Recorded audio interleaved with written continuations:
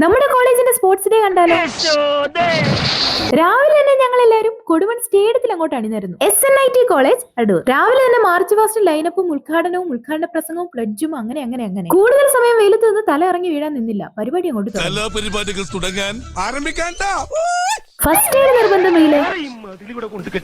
അങ്ങ് അകലെ നിന്ന് പിള്ളേർ വരുന്നത് നോക്കി രജിസ്ട്രേഷൻ തുടങ്ങി. യൂണിഫോമിൽ നിന്ന് അതിവിദഗ്ധമായി ഊരുമാറി ചിലർ ഗ്രൗണ്ടിൽ ഇറങ്ങി. നമ്മൾ എവിടെ പോയാലും ഫുഡ് മുഖ്യം. ചിലർ ഗ്രൗണ്ടിൽ ഓടുന്നതിന് പകരം നേരെ ഓടി വന്നത് ഫുഡ് കൗണ്ടറിലോട്ടാണ്. ഉത്തരകണ്ഠ മൈതാനം പൊരിഞ്ഞ പോരാട്ടം. കാണികളുടെ ശുഷ്കാന്തി നോക്കുമല്ലയ്യ. ആര് ജയിക്കും തോക്കും എന്നുള്ള അന്താരാഷ്ട്ര ചർച്ചയായിരിക്കാം. ഓടുന്നതിന് മുന്നേ ഗ്രൗണ്ട് കണ്ട് തളർന്ന് ഗ്ലൂക്കോസ് ഓടി കഴിച്ചവർ വരെ കൂട്ടത്തിലുണ്ടായിരുന്നു. ഇനി ഓടുന്നവരെയും ചാടുന്നവരെയും പ്രോത്സാഹിപ്പിക്കാൻ കുറച്ച് പേര് വേണ്ടേ? വെയിൽ കൊള്ളാതുള്ള പ്രോത്സാഹനം. ഇനി കുറച്ച് ഫുഡ് റിവ്യൂ ആവാം. നല്ലതാ മാമി? ഫിറോസ് ചുട്ടിപ്പാറ പറയുവോ ഇതുപോലെ റിവ്യൂ?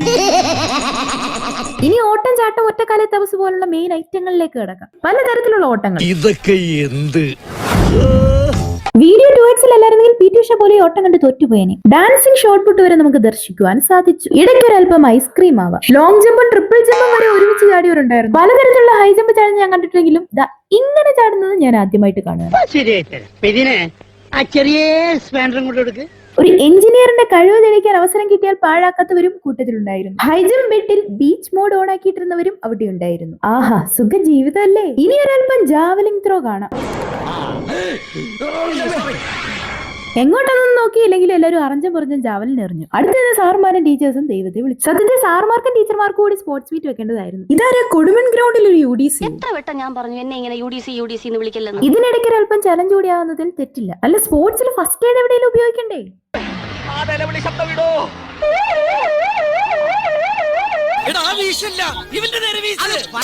കാലും പോയി കയ്യും പോയി കരയുന്ന സമയത്തും കുട്ടി ലോലിപോപ്പ് തിന്നാൻ ശ്രദ്ധിച്ചിരുന്നു.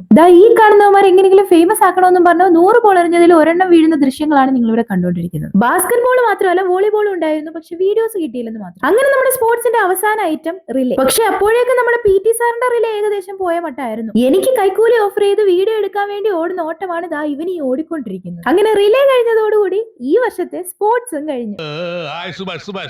അങ്ങനെ ഇതുപോലെ സൂര്യാസ്തമിക്കുന്നത് നോക്കി നിന്നില്ല. നമ്മൾ വീട്ടിലോട്ട് പോയി. നന്ദി. വീണ്ടും വരിക.